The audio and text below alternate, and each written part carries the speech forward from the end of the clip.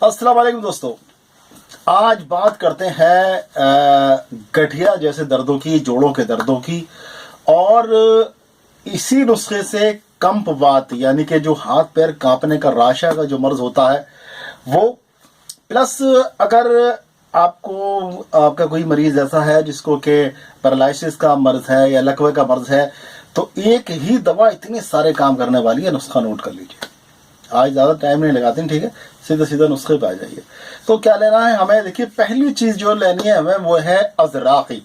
अजराकी, इसको यूनानी तिब में इसको अजराकी का नाम दिया गया है, और इसको जो है आयुर्वेद में कुचला के नाम से जाना जाता है।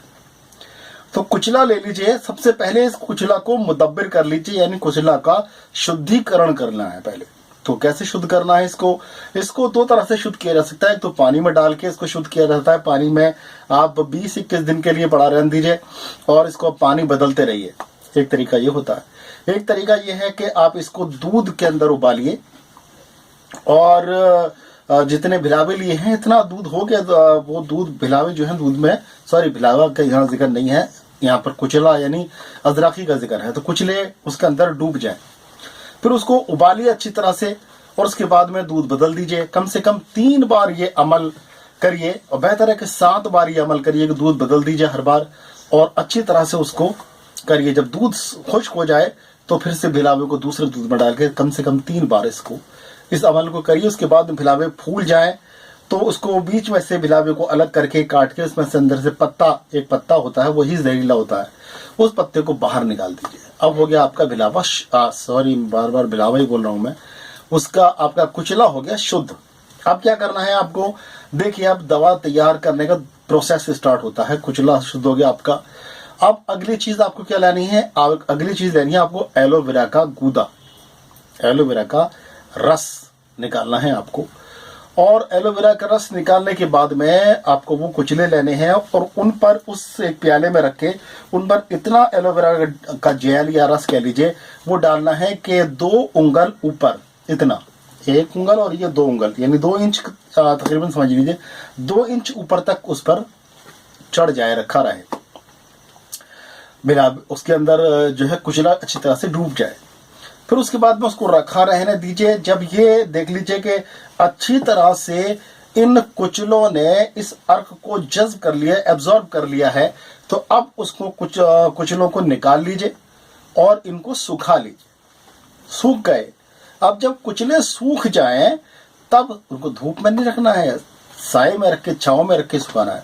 तब उसको अदरक के रस में, अदरक का रस भी इतना डालना है, कम से कम 1-2 उंगल जो है उससे ऊपर रहना चाहिए कुचलों से।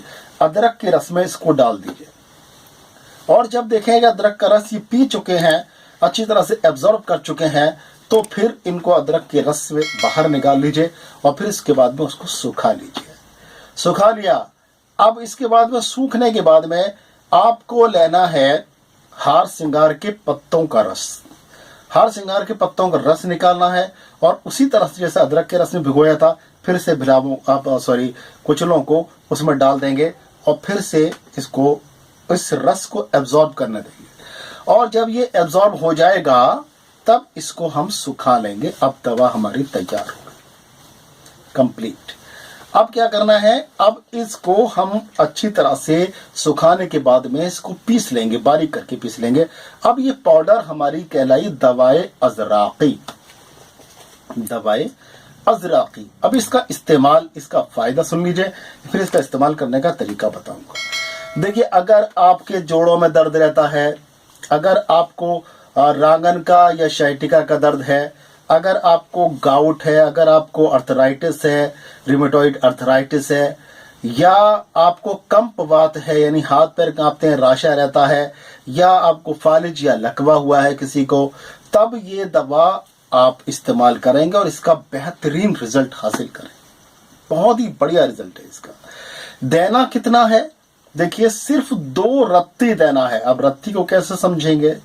रत्ती को ऐसे समझ लीजिए, एक मोटे तरीके से समझा रहा हूं कि आप 10 ग्राम में से कितने हुए? 10 ग्राम। अब 1 ग्राम का 10वां हिस्सा ले लीजिए, वो हुआ 1 रत्ती।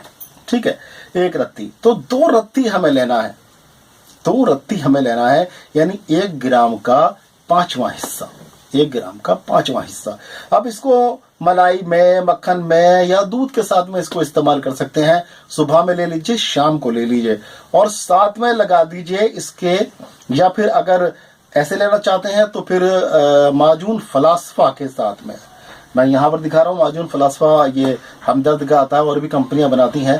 तो इसको, इस 2 रत्ती को हम माजून फलासफा में रखने के बाद में और खा लीजिए, ऊपर से दूध पी लीजिए, सुबह और शाम ही कर लीजिए, और फिर इसका जो रिजल्ट मिलेगा आप खुश हो जाएंगे इंशाल्लाह। ऐसा खुश करने वाला रिजल्ट है इसका कि ये सारी बीमारियां जो मैंने बताई आपको, ये तमाम ही बीमारियां खत्म हो जाएंगी इंशाल्लाह।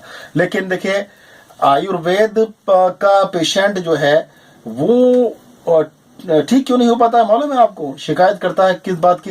क्योंकि वो 2-3 दिन दवा, 4 दिन दवा खाता है, 5 दिन दवा खाता है, उसके बाद में कहता है कि यार छोड़ो, फिर अंग्रेजी दवाई खाएंगे, दर्द खत्म होगा, पेन किलर खाएंगे, इसीलिए। लेकिन अगर वो कंटिन्यूअसली अगर इस मेडिसिन को लेता रहे तो वो इंशाल्लाह ताला जड़ से ये मर्ज बिल्कुल खत्म हो जाएंगे।